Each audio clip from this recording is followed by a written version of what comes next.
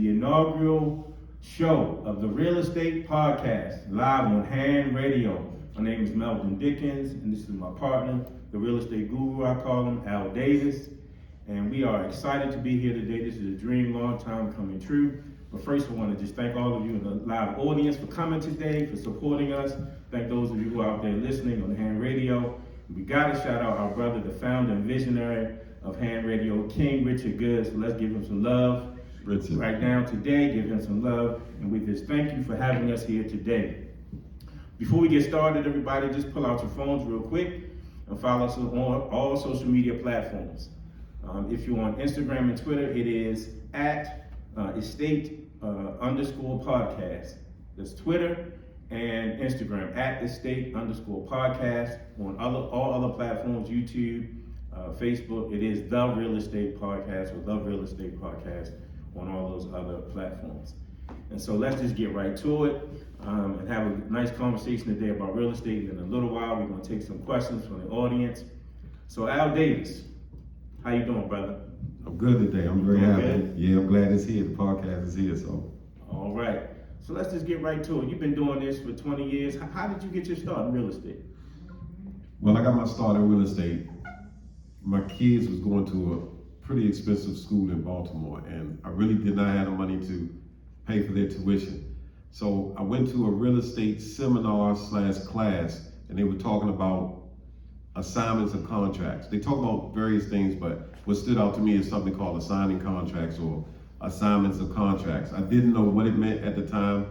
So after the class, I asked the guy, what does it really mean? And they were talking about buying properties from the banks and assigning the contracts to people who really want to buy the property. So they was controlling the properties. And so after he told me all that and I listened to him intently, I knew a guy that worked at the bank that I grew up with, went to school with. So I called him. To make a long story short, I talked to him for about 5-10 minutes and I told him to give me the number to the foreclosure department. He told me that he is the foreclosure department. And he told me how he had 160 properties in Baltimore and he's paying these real estate agents to check the occupancy, to make sure that no one's living there, to see if the grass is growing up, to see if it needs to be boarded up. And he was paying the real estate agents, and also he's paying the real estate agents commission if they sell the property, put it on the multiple listing service, and sell the property.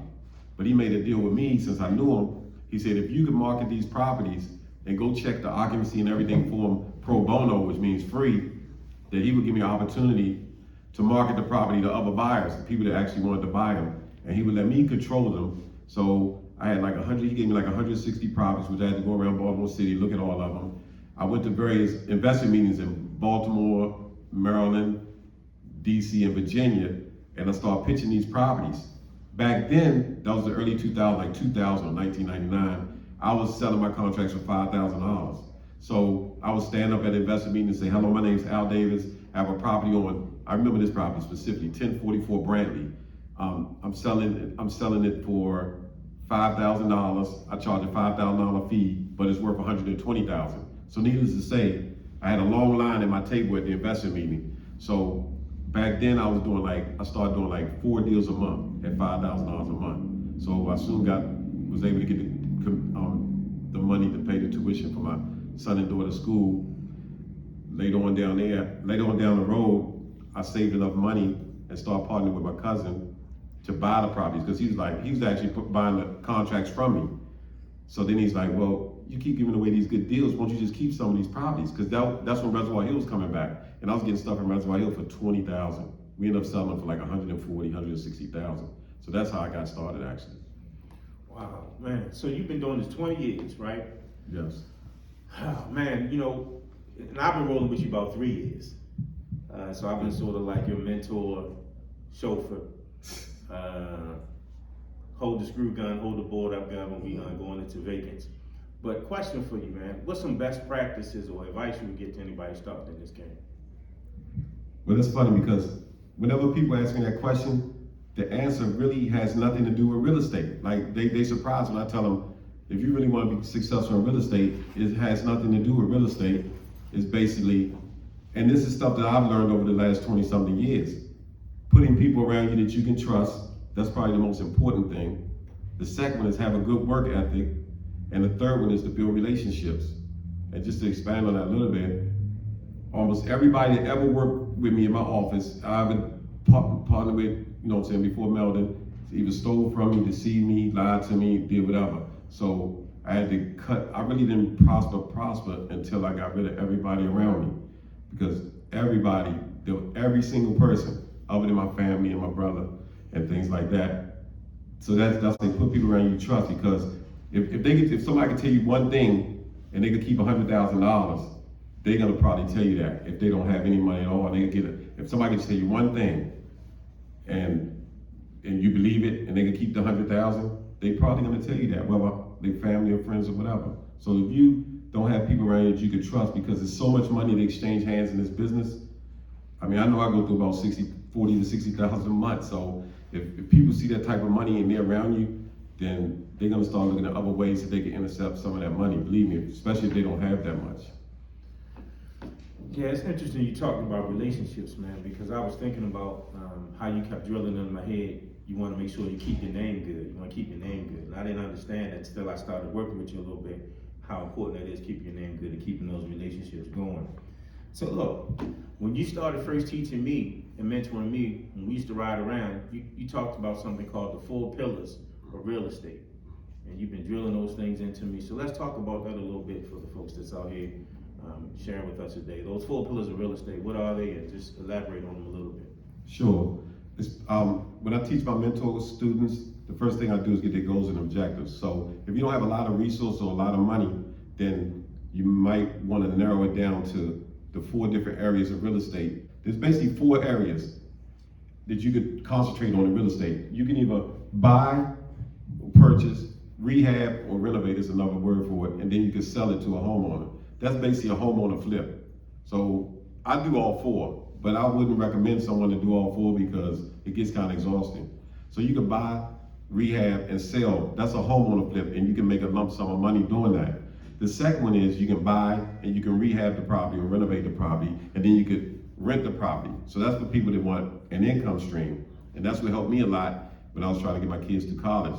I had income coming in which to pay their tuition. So I think I was up to like 40, the highest I was at was like 47 properties. So I used that income to help pay my kids' tuition, amongst other things. The third one is to buy, to renovate the property and rent it. I rent to programs. I got 13 programs that we rent to. But then you could sell it.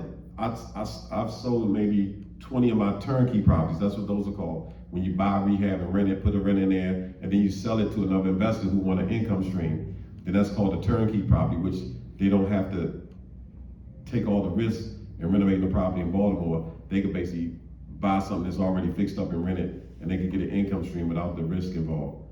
And the last one is buy wholesale and sell wholesale. It's when you find a good deal, you mark it up slightly, put your fee on it, and then give the good deal to another investor who wants to buy and fix it up. So those are the 4 pillars that I like to tell people, decide which one you want to go into. So getting started, right? How would I determine which one I wanted to rock with? Like if, I know you said buy, rehab, and sell was a lump sum of money, right? But which one? Which one should I get into? Is that based upon my goals? Is it based upon who I'm partnering with? How would you determine which of those 4 to start with? Because you said I shouldn't bite off more than I can chew. Right, definitely don't bite off more than you chew. That's why my life's so stressful. Because Mark can tell you, but I would say, depending on your resources, if you don't have a lot of money, you want to stick with the wholesaling, because we might make 100-some thousand this year just wholesaling. So if you don't want to be involved with the permit situation, dealing with the crew, dealing with the inspectors, dealing with the banks, dealing with buyers, dealing with sellers, and dealing with all that, then I would probably go into wholesale, because it's quite simple. If you're doing wholesale, it's a simple procedure, and it's a simple way to make money without spending as much money. But when you're doing the other 3, you're gonna be out your pocket a lot of money. You figure we just got doing like 7 properties or something. 7 properties. I think we still got about 4. So if you're doing wholesale, you basically do a wholesale deal with no money. I do a lot of wholesale deals. I don't spend $1, but I might make 5, 10, 15,000 off the deal. But you're doing the other deals. When I buy houses, I generally have to put 20 to 25,000 down per house. And then not only do I do that, when I go to closing, I have to give my guys $10,000 to start the work. and then I go to Home Depot, spend $5,000 on supplies. You with me? So I'm out of the pocket probably $35,000 every house. So if I'm doing 5 and 6 houses, that add up to a lot of money. That's why I'm always broke. So it seems like, wholesaling is the thing to do, right? Mm-hmm. So, and that's what everybody, I believe, came here for, how to get in real estate with little or no money. So you telling me, you telling these good people out here, you telling all these people on ham radio listening to us now, that you can get in real estate, right? Mm-hmm. With little or no money. Yeah, it's easy. And if I can expand on it, take for instance, I ride around the city every day. So I generally try to look at like 60 properties a week. But even if I'm just driving through Baltimore just to go to Safeway or go to the store, I might see a house where the mail is stacked up in the mailbox, or the grass isn't cut during the summer, or it just look abandoned or just look vacant. Well, you can write that address down. I carry a legal pad right under my armrest in my car, and I'll pull over and I'll just write the address down.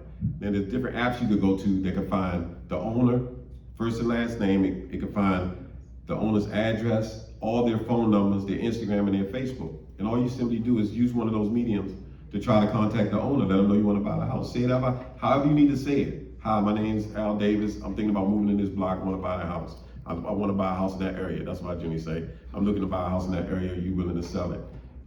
I could easily drive around for an hour and get 60 addresses, because there's so many vacant properties in Baltimore.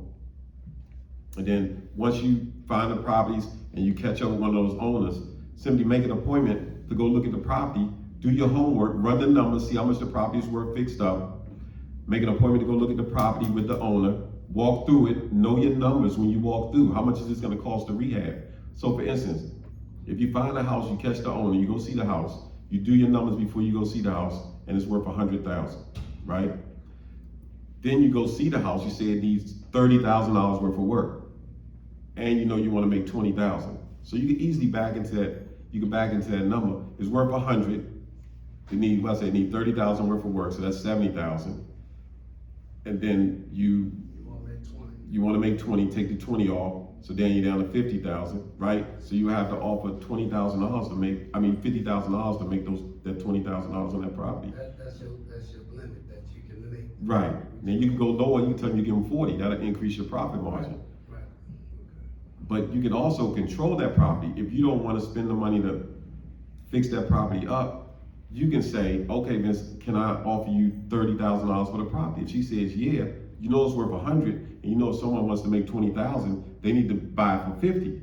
But if you're gonna get it from, say, 40,000, then you can still sell it for 50, and another investor can make that money, can make that 20,000. So that's a $10,000 difference between the 40,000 that you put on the contract and the 50,000 you can find another investor to buy it at. And also you could tell the owner, and I do this all the time. Say that owner says, okay, I'll take 40,000 for the property, and it might be a Thursday. I'll say, okay, I'll give you a deposit check of $1,000 on Monday. She says, okay. I'll be like, I need access to the house, so let me come in the house and look at it with my air conditioning guy, my HVAC guy, my electrician on Saturday. So I'll put it out to all my clients on Thursday, Friday, and see how many people I get to come see the house. And I'm telling everybody it's $50,000. So when I show the house to maybe 3 or 4 investors, they may say, all right, I'll take it for 50. So I tell them to give me a $1,000 deposit by Monday. So I take that deposit, send it to the title company. So how much have I spent out of my pocket so far? Right. So then I got their deposit from the person that want to buy it at the title company. A 30-day close. I have to close in 30 days. So in 30 days, my buyer's going to bring $50,000 to the table. The title company is going to take my 40 out, which is what the owner wants, and give me the difference between what I had it under contract for and what my buyer want, which is $10,000. So you make a quick 10 and spending what? Zero. So that's really simple concept, and I do it all the time. Is that legal? Yeah, it's very legal. I asked that, see y'all laughing at me, but I asked that because I ain't believe it. I was scared. I ain't gonna lie, I don't wanna go to jail. So when he first started showing me that, I wasn't thinking this was kosher. I was like, come on, Al, you sure this is right? I don't have to have a real estate license. And I did it, I've done it. I've done about 5 or 6 on my own, and then I've done a couple, a lot of JV deals with Al as we partner on doing wholesale deals. One of my partners is a lawyer, so he makes sure I do everything legal. All right. So, We want to take some questions from the audience right now. So I don't know if you guys out here in our live audience have any questions for myself and Al about this. We're going to be coming to you quite frequently with this real estate podcast on Hand Radio. So our show will be airing weekly. And so we're looking forward to all the crew coming in. What's up, fam? So anybody have any questions? Hey, how you doing? Hey, what's up, bro? Question is, right now, what are you estimating contractors per square footage for construction? For light, medium, and heavy rehab? Well, I never do square footage. I basically walk through the house, like, I've done on 200 properties, so, like, I have 38 guys, so I have my crew, so I basically go to the house, I know exactly what it's good. Only people I call out, I call Mark out to do the HVAC estimate and give me, and I call Daryl out to give me the estimate on the electric, but everything else I know the prices, so I don't do square footage. I don't even know how to do square footage, to be honest with you. I just basically know how much everything gonna cost. I basically just know how much everything gonna cost to do in the house. Okay. So when you have a new investor who wholesale, like you said, starting out wholesale, and they don't know how to do it the way you do it, how would you suggest them to calculate these costs quick so they can get a number out there to other buyers? No, that's a good question.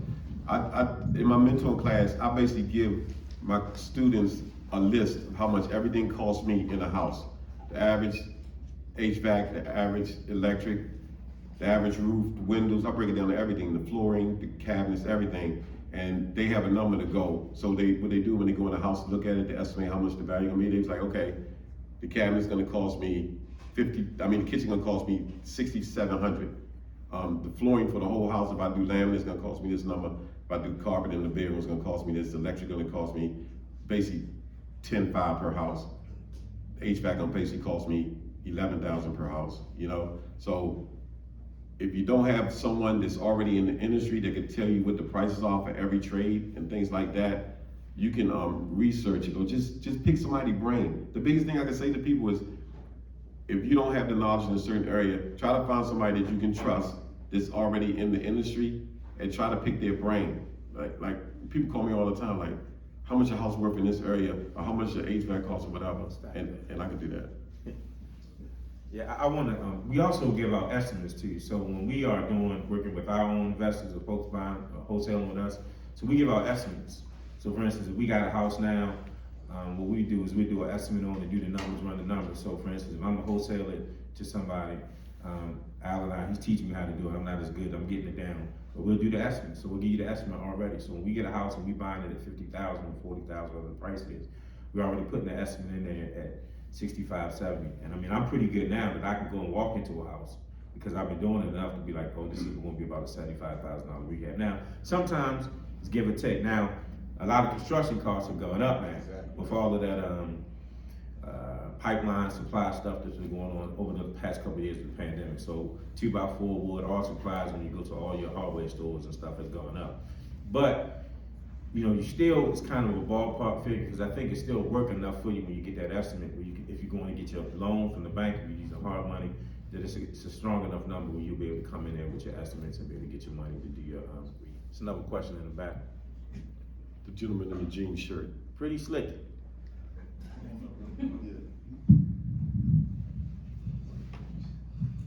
Hello, everyone.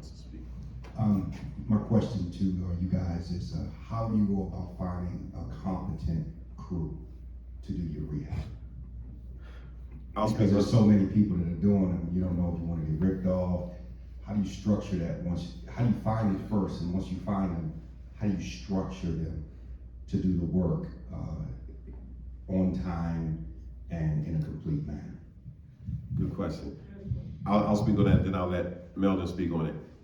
It took me 20 years to build my crew. We got 38 guys now, but it was very, very hard. And I still have ups and downs. I argue with my crew all the time. And I talk to them, like, why'd you do this and why didn't you do that? But it's trial and error. When you're dealing with the crews, it's trial and error. So I'm fortunate enough and blessed enough to have a crew now that they respect me, I respect them. They're pretty loyal to me. I'm loyal to them. You know what I mean? Like, the car breakdown, they need $3,000 for a transmission, and one of them called me the other day, so I just gave him the money for his transmission and stuff like that. But to answer his question, it's very hard to find a competent crew because most contractors, and I get a lot of complaints because a lot of people call me to come fix the problem when they went over budget because the crew didn't do the work in a workmanlike manner. They didn't show up to work on time. They might go to the house and they're not there and they're supposed to be there. Or a lot of times you look at your receipt from Home Depot and be like, well, I didn't need a water heater for this property. Why is a water heater on the receipt? So if you don't have a relationship, and that goes back to the relationship question, if you don't have a relationship with your crew, they're not gonna have a relationship with you, and they could easily, it's so easy to pass something, it's so easy for them to get over, put it that way. Even they're not gonna work as hard as you want them to, they're gonna overcharge you, they're not gonna do the work properly in a workmanship-like manner. So it's just trial and error, that's all I can really tell you. Do you recommend structuring your contractors with a legal form, like on a times table? Like this should be completed within 30 days, to be determined by the scope of the work, and bind them legally to it? Or do you just say, take their word for it, that this will be done in such and such manner? How do you structure that? Well, my crew, I would say yes, I would put everybody under a contract with a time limit, so definitely do that. Do a contract where everybody's gonna do the work on your house. I don't do it, Meldon gets on me about it all the time. I just basically tell my guys to do it, they do it. If they don't do it, I get mad at them, and then I don't get them the next job. But I let Meldon speak on that a little bit because he's always on me about doing it. So part of this is difficult because, as Al said, he's been doing it for 20 years, so he has a good rapport with his crew. He's got 3 crews, about 10 to 12 guys in each crew. So it's a little different. It's almost like a family in that aspect. So sometimes, and you're moving so fast. Like you said, 7 houses right now he's working on. But what I think that what helps is that we project managers, so we show up at the sites. That's like part of my routine. I just roll into all the properties. I had the flexibility to do that. I'm still an employee of the place, so I don't know who's listening here. I don't want to get in trouble. But I just have flexibility to be able to go to the properties, check, because you kind of know as you've been doing it for a little while. Even if you're like a straight novice, you ought to know that something should be done in this house, right? And I'll give you a prime example. There was, we got a recommendation from a sister. Now, she was out of state. She bought property in Baltimore. She's in Philly. And a family member of hers, we gave her an estimate. She thought our estimate was too high, right? And a family member who I met, when he saw our estimate, he said, nah, that was a good deal. These guys, he wanted to meet us. Well, he started doing the rehab.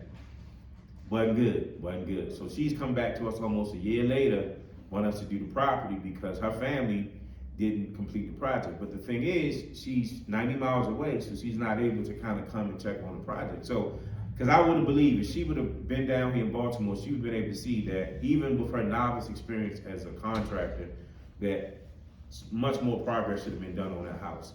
And so, you put your HVAC in. Obviously, if you go into a house that doesn't have a roof, you should put a roof on it first, right? So these are some things, some basic things, and we teach that in the mentorship class. But I think, for us, it's really just kind of going every day and checking on your crew.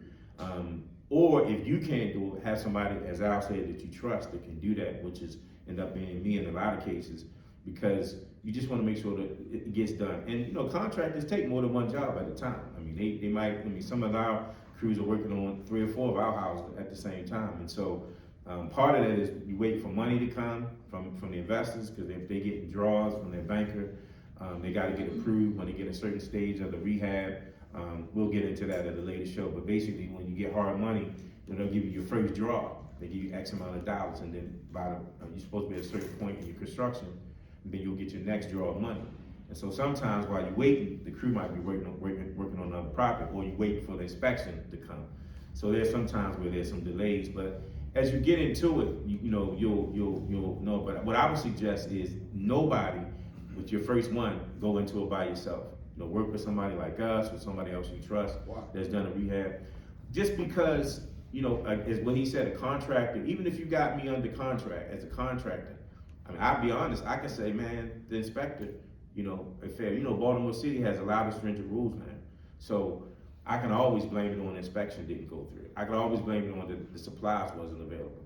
Are you really gonna go to Home Depot and Lowe's and check to see if 2x4 was in on the day? I'm just saying, if you're working every day, it's hard to do that. So I would just advise you to be with somebody who you trust to kind of maybe take a look at your project. We even have some investors who work with us. I mean, it's a good friend of ours. They buy a lot of properties from us.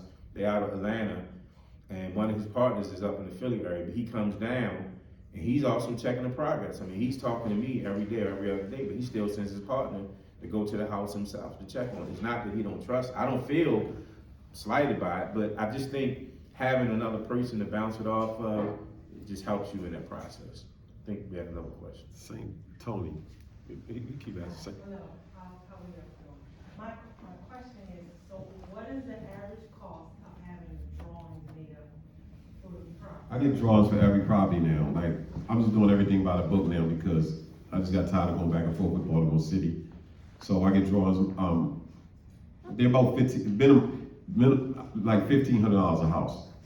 So whenever you pull a permit, they're gonna ask you for the drawings. Even if you just changing light bulbs and putting the new doors in, they're gonna ask you for the drawings. So I got a guy that I call, because we do so many houses, he give me a pretty good deal on the drawings, but it's gonna average like $1,500 per house. Did that answer your question? Go ahead, Phone. Phone.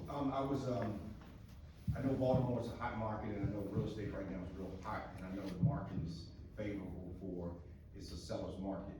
So in your mentorship, you guys' mentorship, what is your process? Do you do hands-on, or is it just, how do you walk someone through a process of purchasing their first property? Because I know it's not as easily as we see it on TV, where, you know, they just make it like, it's just like walking in the store and buying candy, and you come out.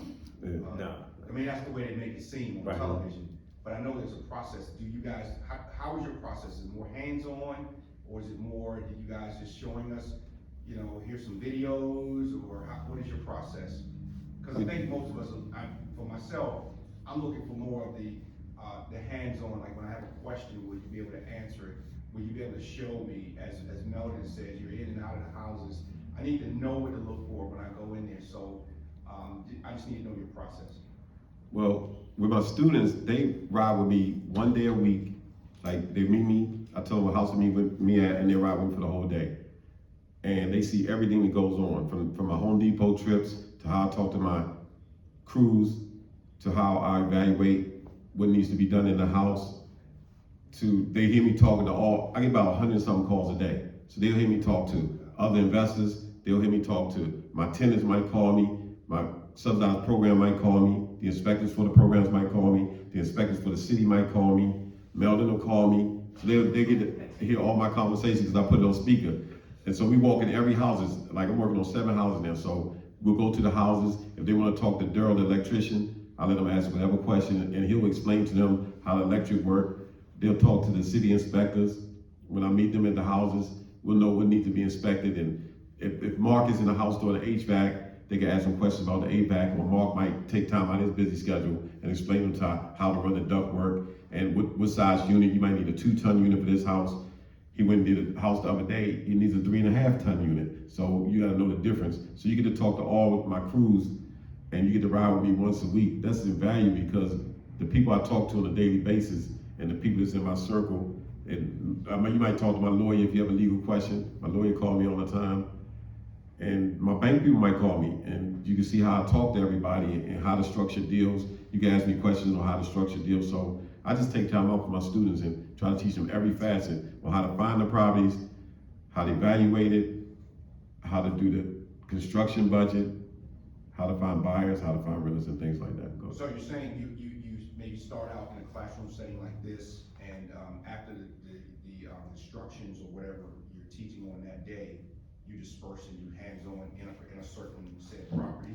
Like you may teach on where we're doing, this is the proper way to put in electrical work or AC unit, or do you take them out that day and show them this is how it should be done? Not the actual installation, but you'll go through a house and say, this is how it should be done, and this is how it should be done. Right. There's no classroom. I don't have no classroom. We started off doing classrooms, but all my students are like, it's boring. Like, when I sit down and just show you, they just want to get out on the street. So now all we do is ride in the streets and show you everything. I live in my car, so I'll show you all the contracts while we're going to the next property. You know, and if you have a legal question, I'll call my lawyer on the phone while you're in the car. You can answer that question.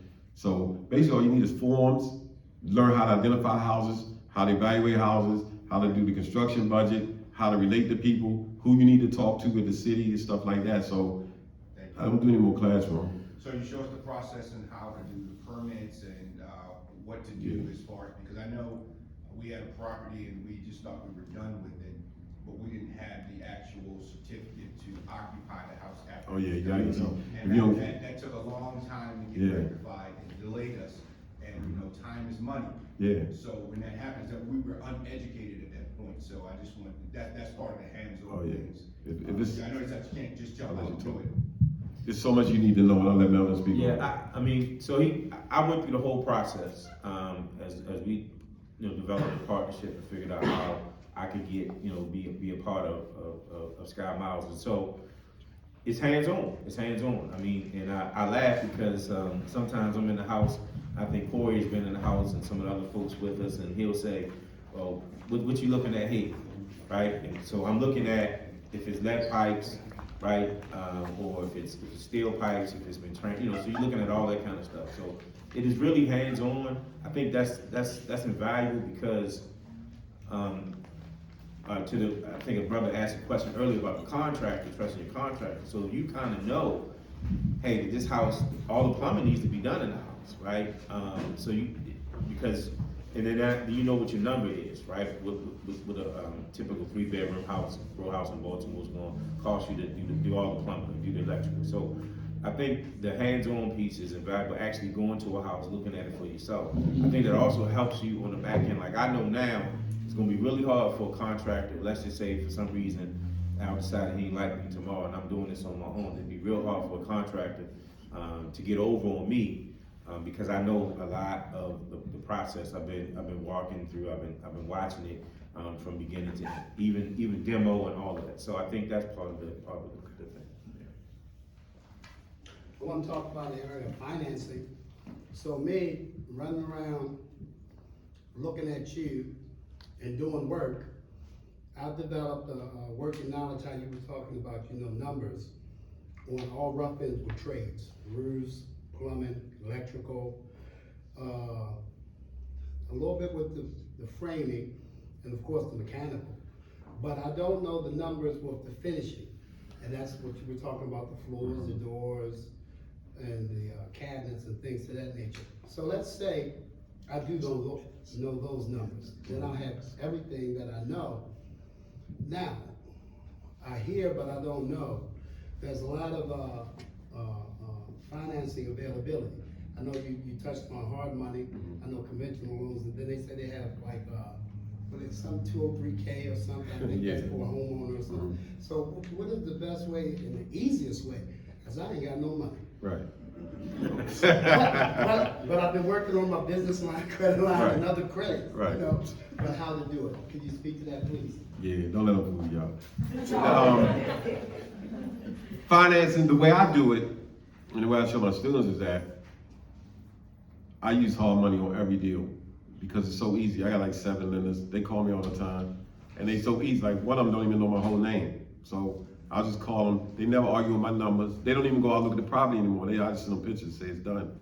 So it's about relationships. Like I was telling you guys, once you build your relationships, and they know I have the experience, so they don't really question anything I do because I always end up fixing the house nice and always end up selling and paying my loan off. So they don't really question how much I ask for, when I need the money, and how to give me the money. So it's about building relationships with your lenders. Most of them gonna loan, on average, a hard money lender will loan 65 to 70% of the fixed up value. So if the house is worth 100, they might loan you 65,000 for 70. So that means that means you gotta buy the house, fix it up for the 70,000. But you have to put money out your pocket first. So if you're doing a rehab and you don't have the money, like I was telling y'all earlier, like if I'm doing 7 houses, so every house you put 20 to 25 down, then you give your crew 10,000, then you go to Home Depot, spend 5, and then you gotta buy permits and all that stuff. So you gotta be real careful when you start doing a rehab that you don't get behind the 8 ball, because once you get behind the 8 ball, it's hard to get out from behind it if you don't have other things going on and can get that money. So if you spend the money or don't have the money to actually get in, you should either consider partnering with someone or getting the money from someone else. Did I answer your question, Mark? So what else, give me the other part of your question. Well, I don't know, I hear like they're different, okay, so I went and walked through a block on Gilmore just yesterday. And it's an investor, and she said she has 8 of them. I didn't really get to talk to her intently, right? But she's like, we're gonna do 2, 3, and 3, but she says she's getting a loan because of an energy program that's in the state. And so we're gonna do all that with heat pumps in them, but she's getting a loan because of that, so it's like, how do you pursue certain things, certain rehab, if you can qualify for it? Right. So, and Terrence speak that, if y'all catch up with Terrence at that, he knows about that energy program that you're speaking with. But as far as, I can only really speak on how I do my financing. What I strongly suggest to people is use hard money to acquire the property, try to finish the property in an efficient manner, in a timely manner, go back to a regular bank, or local bank, or national bank, and try to refinance that property once you finished it, or even sell the property and take the money. So if you refinance it, you can rent it, and you'll have a lower payment, because hard money is generally 10 to, just say 9 to 15%. So that's my strategy. If I'm gonna keep a property, I'm gonna rehab it with hard money, go to the bank and refinance it, and let my renter pay what my mortgage is. Real quick, why don't you tell them what hard money is? Some folks might not know that. Well, hard money is, they lenders, they basically guys with a lot of money. They loan their money at exorbitant rates. So, like if I refinance a property, I get 4% on it from the bank. I'll pay 4% interest on it.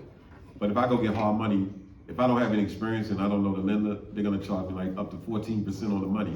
So if you borrow $100,000, you're gonna be paying $1,400 a month on that loan, and you'll never touch the principal. It'll be interest only. So if you keep that loan for 6 months, you can pay $1,400 a month for 6 months.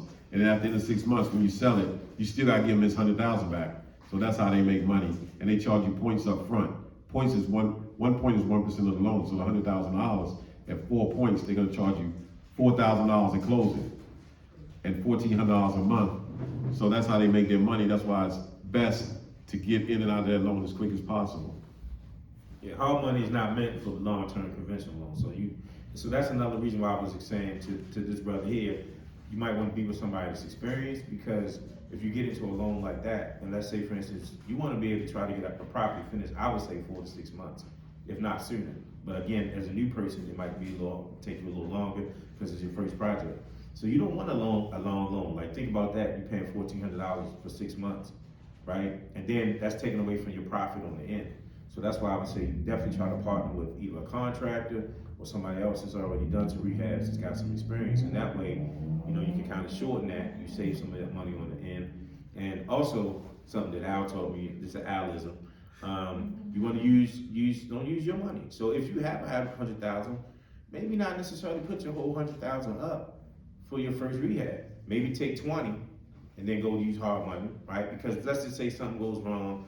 Say you have a tragedy, anything in your family, you don't lose your whole $100,000, right? You lost 20,000, you know, because 9 times out of 10 they're going to come get the house anyway. And to me, when I think about hard money, that's our dream to get into. We don't want to tell all our trade secrets. But that because when you start rehabbing a property, if I come foreclose on that property, I got a property that's already been halfway rehabbed. So now the value has already come up on the money I've already loaned you, right? So. But that's why I go back to that same point. You definitely want to make sure you got an experienced crew or somebody who has some experience, because you know hard money could put you in a precarious situation financially. I have 2 questions. First question is for the hard money lenders: do they do credit checks?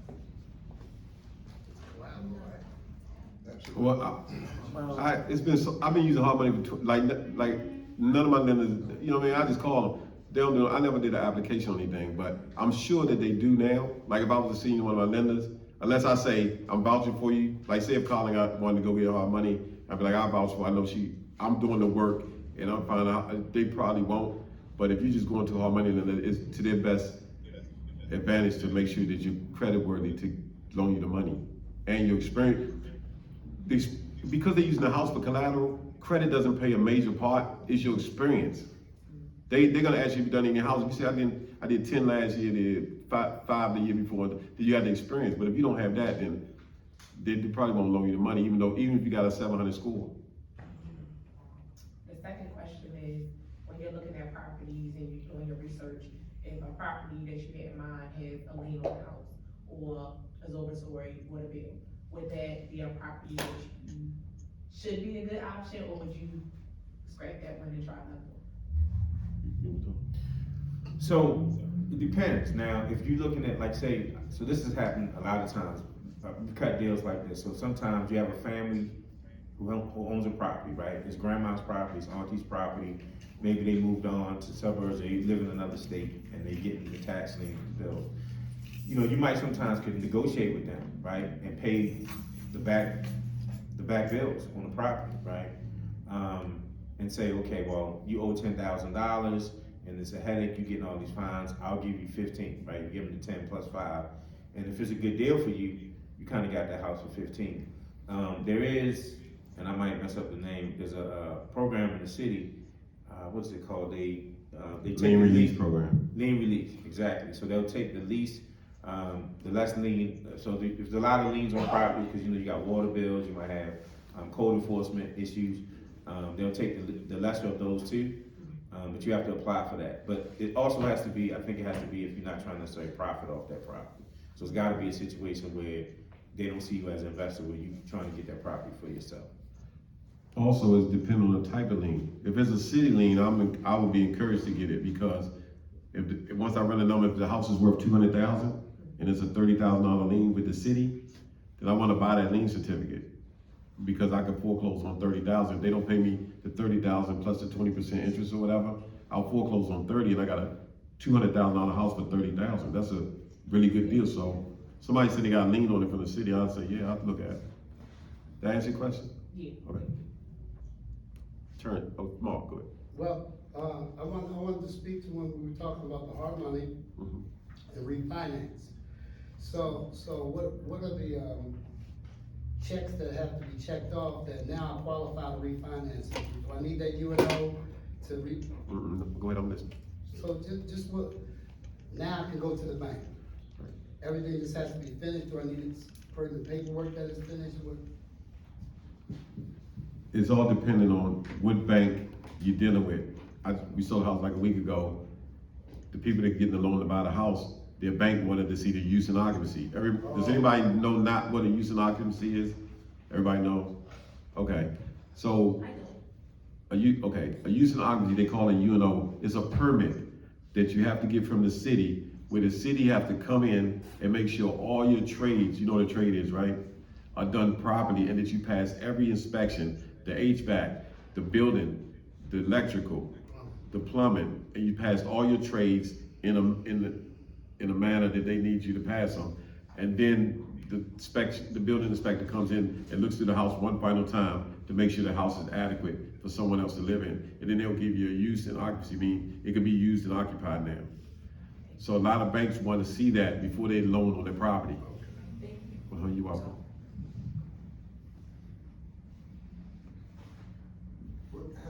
Hey, what's going on, big brother? Good to see you. All right. Yeah, what's up, Hey, man? when you talked about wholesaling earlier, and you talk about, all right, the earnest money deposit, the $30,000 down somewhere, but then you wanna assign the property to an investor, so you get 1,000 from, what kind of paperwork is being exchanged during this process? And I find who the property belongs to, I put the EMD, but I go to another investor and just get $1,000 as a stranger. I got this property on North Avenue, and what's involved?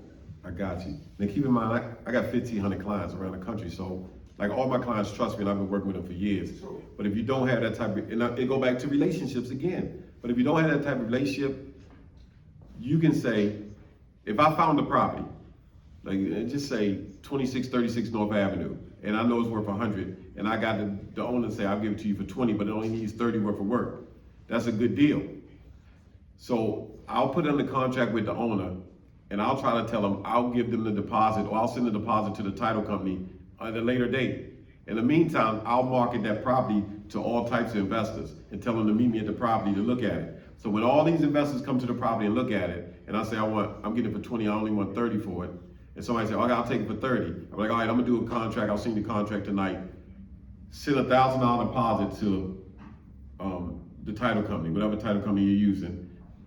Then you don't have to give the owner deposit, or if the owner wants a deposit, which I never recommend doing, tell them to write the deposit check to the owner, since they wanna buy the property. So now you taking a deposit check from the prospective end user and gave it to the owner, so the owners, they're gonna think it's from you, but it's really not from you, but they have their deposit.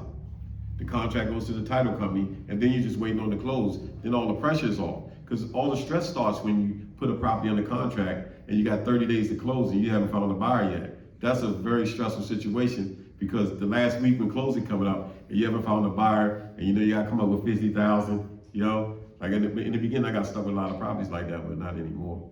So you gotta build trust with the person that you're dealing with, the end user. And then you gotta have them understand that I'm giving you this house, giving you the deposit, I'm gonna do an assignment agreement. You get it for 20, but you're gonna do an assignment agreement with that end user for 30. So now they have the paperwork showing that they're gonna get the house, you're gonna send it to the title company, you're gonna send their deposit to the title company. So you haven't spent any money at all. Am I confusing anyone? You understand what I'm saying? Okay. Okay, did I answer it? Yeah. Okay. Just to add that, that's part of what he said, like you controlling the property. So I really enter into a contract with the actual seller, but then I assign that contract to somebody else for my fee of 5,000, 10,000, whatever it is. Sometimes we do what's called JV deals. I'm looking at my brother Corey up there. My first deal with Corey, first house. And so basically, you know, sometimes you might have another wholesaler, right? And so you might have to split your fee, or because there might not be enough room in that. So sometimes, you know, you just come to an agreement of, okay, instead of 5,000, maybe I take 3, you take 2. And most people are pretty, you know, good to work with. But that's you basically, you just controlling the property, is what Mr. Davis said earlier. So I know sometimes we're using some language, and basically you have it, I got it under contract, and now I can assign that contract to whoever I want and get additional fee for it. It's funny, I've been buying some properties for this company here, with this building we in. Coppin Heights CDC, and so we've been buying properties up and down, and it's been interesting. My director is like, well, what's this $3,000 fee, and what's this $2,000 fee? I'm like, man, that's a wholesale. Somebody assigned that contract to us, you know, and so basically they saw we were coming in this neighborhood because we're trying to do development, and so some folks are just kind of buying up the houses, and then they saying, okay, I control the contract, and then they assign it because they know we gonna buy it as a nonprofit community development corporation. So sometimes, you know, you can look at other trends or other places where people might be building houses, or they're doing a lot of rehabs. You might want to go in some of those areas to try to get and control some of those properties. So there might be an opportunity for you to get started. Right, and some notes on wholesaling. Go ahead, Terrence. Yeah, just a quick question. So you're saying that a great place for somebody to start is new, don't have brand right now, don't really have experience. So would you say a great place for them to start out is as wholesaling, because they get a chance to research, look, and define? Yeah, the great place to start if you don't have any funds is wholesaling. And you can get your feet wet also, because you're gonna learn the basics on how to evaluate a property, right? How to look inside and see what the work that needs to be done. You're gonna build your buyer list, which is very important. Like I said, I have like 1,500 buyers. Like every house I get, I can just call somebody and be like, they could be in Cali. Like I got clients in Cali, Texas, New York, everywhere. I'd be like, this is a good deal.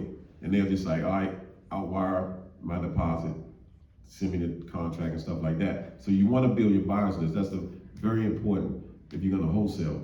And then once they trust you, you can just be like, I found a good deal. Send me 1,000 to the title company, send me 1,000 and sign the assignment contract. I'll do all the work for you and everything. So you wanna build relationships. And wholesale is the best place to start if you don't have any money. I do it all the time. Like, I don't even try to spend no money on a wholesale deal. I just get it, put it under contract, and then shop it around. And then once I find a buyer, I tell them to send a deposit to the title company. I also want to say real quick though, on that, don't be lazy. Because I've learned just in a little bit of time I've been doing it. Some folks will send me properties now, especially since they know, I'm working with Al. And so I'll ask them a question, how much work does it need? Does it have a roof? Is it 3 bedrooms, 2 bedrooms? How many bathrooms? The folks don't know. I don't know. Does it have a lockbox on it? Is it boarded up? People don't even know. So a lot of people trying to get into the game, they sitting at a computer at home and just shopping out properties, right? Putting it on Facebook, and it looks cute. then put a nice little label on it, and put that $5,000 fee on it, but they can't tell you nothing about the house. So it's difficult for me, if I get it, I'm trying to send it to one of my, potential investors, because I can't tell them nothing about the house. So I would say at least get up, go to the house, at least drive by the neighborhood. If you're scared of going to board up, if you don't want to do it, at least drive by the house and be able to see, hey, it's boarded up, it's, the windows need to be replaced. I mean, I think you should do your homework. That's part of, what Al was talking about, assessing the property, evaluating the property. That's important to have that skill. Hold on, Tony, let me see. Now I have a question. Two questions. I'm gonna piggyback off my man here, off my man back here. So if somebody wanna be a professional wholesaler, right? And they wanna partner up with you guys, I have a two-part question. The first part is, what do you guys offer for experienced investors, right? Who wanna partner with you guys to, build, right? And then, I'm gonna piggyback off his question with the wholesale. What if I wanna be a professional wholesaler, right? Can I purchase properties from Sky Miles LLC to wholesale to my buying list or, another buyer? Is that possible? You guys offer stuff like that, not necessarily for just people who are new. Right. I ain't forgot you, Tony. Let me say it like this. We do partner with wholesalers. Like I get a lot of properties from the bank. I get a lot of properties.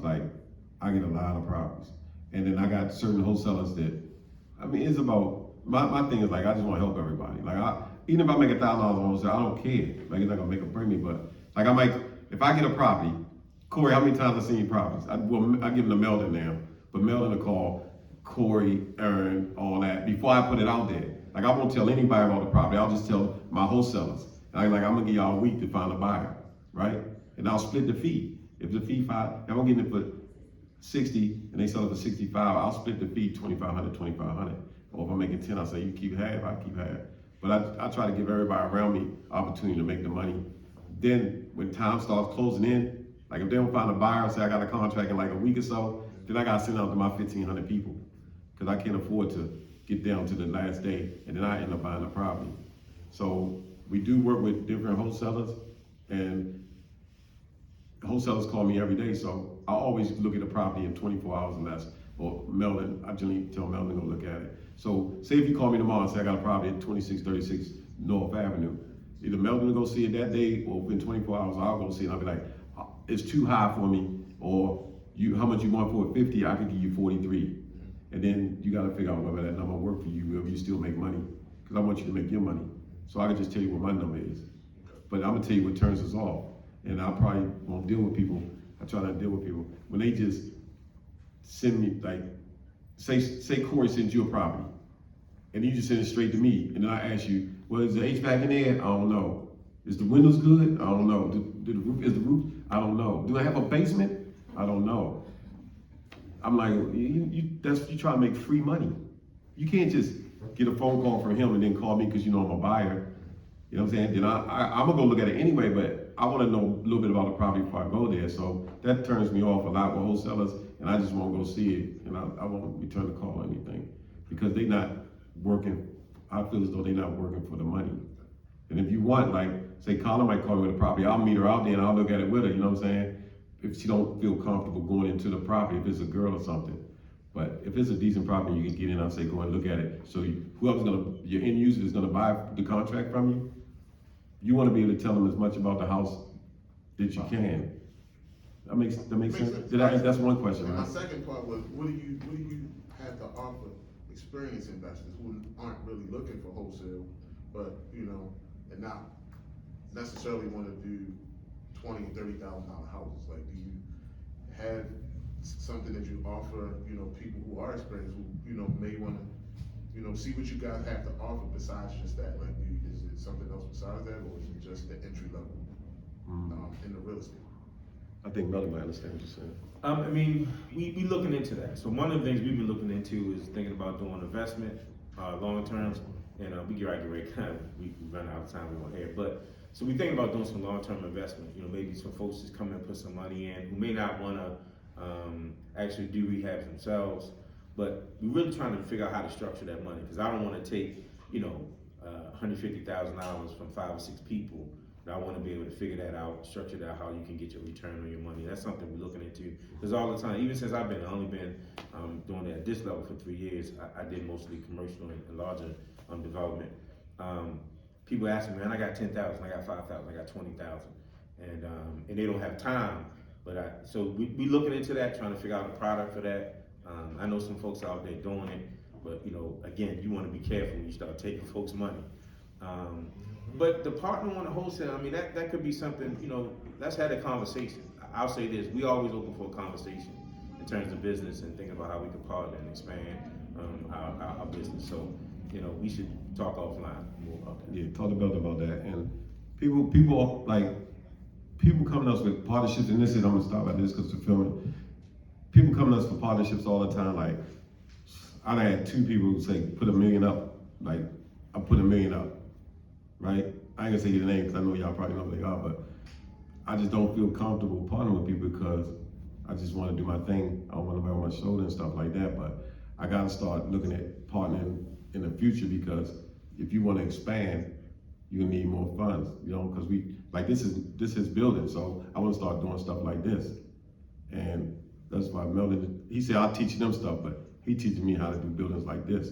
So in order to get this, you need to have the resources up front to get a building like this and get the land and build a building like this. Like this costs like 20 million. So you're gonna have to start looking at partnering with other people, whether it's developers or other investors like that, to kind of expand. So we are starting to be open, whereas in the past, I'm like, I know everything I'm doing, I don't need no partners, but I really do. Last question, then we got to cut the filming. I was just about to ask in regards to commercial real estate, if you had any experience in regards to that and, apartment complexes and things of that nature. Yes, like I say, Meldon can talk about this building because this is thing. Here's another building over there thing, and we working on something I want to talk about now with the city. So if that go through, I'm trying to get away from what I'm doing and go into commercial, but I'll let Meldon speak on that. Hold up, disclaimer, this is not my building. Please don't rob me on the way. Oh, I'm sorry. I didn't mean to say I spoke. Do not rob me when I get outside. This is not Meldon's building. Everybody on hand radio, this is not Meldon's building. I forgot we was on TV. My company owns this building, and I am the deputy director of Copper Heights City. We are partnering in this building, so we're a nonprofit. We're doing some good work in this community. Oh, so that's what we're doing. Be very careful. Do not want to get robbed, man. So, but yes, we trying to really looking into that. I mean, and I would just be honest to say this. So I've been doing it on this nonprofit development side, and then as I started, and I've been knowing Al for a long time. In fact, I'll just put it out there. So his brother and I are both pastors, and we've been knowing each other for years, been knowing Al a long time. We always been talking about kind of getting together with business. We just never did it, and then all of a sudden it just happened. Everything clicked. But so we definitely looking into doing that. But when you're looking at there's so many different ways, man. They got tax credits, and like this building is a live tech project, low income tax credit. I mean, we get into that in some of the more episodes. But it's crazy the money that the government can put into a lot of these funding programs, and child. yeah, yeah, and we can position ourselves as investors to be able to do that. Because think about it, all this money in this room right now, we leverage that, and we could put a $20 million building up somewhere. So we'll talk more about that. So we're gonna wrap this up. First of all, thank you guys all for coming for the first time. The Real Estate Podcast. Awesome. Definitely shout out to my brother Al Davis. We definitely want to shout out Ham Radio. Please, you guys check out Ham Radio. Our brother here, visionary and founder, King Richard Good. That's his new name, King Richard Good. And there's some great music. Local brother, Morgan State product. And so please check it out. And that's where our show will be airing. And we look forward to having you guys support us. And some of you guys may even come on and be on the show. So thank you. Thank y'all for here.